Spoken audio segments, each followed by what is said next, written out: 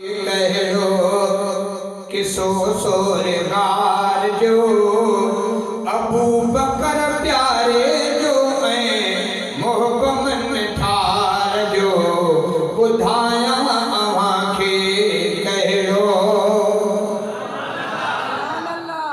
आखिरी शेर में इतनी सुभाना चो जी सजी जन्नत में कहानी लाए बाप वही बाप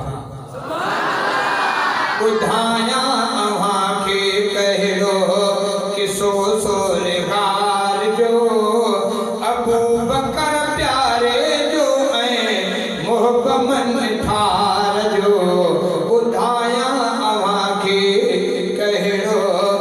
पाक पैगंबर पाना हलो बिस्तर ते अली के सुभारे निजा अमानतूं काफिरन के तू सारे जो ही संभारे।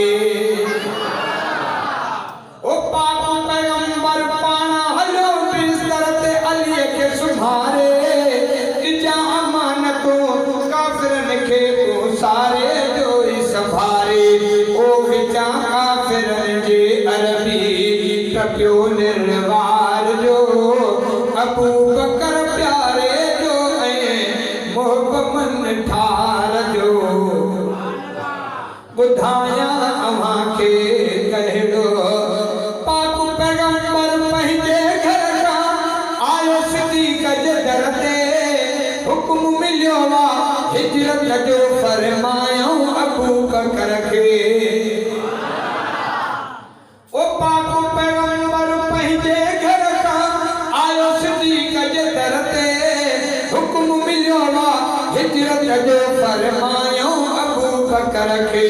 ओ थियो यार कोड़ो जल्दी बुधी हुक्म यार जो अबू बकर प्यारे जो मोहब्बत ठार जो बुधाया अवांखे कहो।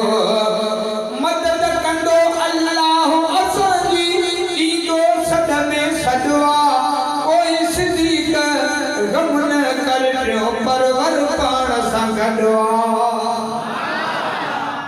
ओ मदद कंदो अल्लाह असांजी ईंदो सद में सदवा कोई सिद्दीक़ गम न कर टियों परवर पाण सां गॾु ओ खुदा आहे सार लहदड़ सजे संसार जो अबू बकर प्यारे जो मोहब्बत ठार जो बुधाया अवांखे कहो।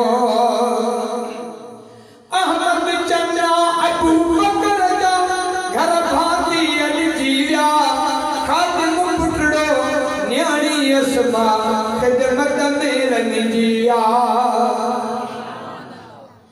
अहमद चंद्रा अबू बकर जा घर भाती अलिजी विया खादिम पुटड़ो न्याणी अस्मा ख़िदमत में रंगिजी विया। ओ वधी शान थियो वा बेहतर कोरीड़े जी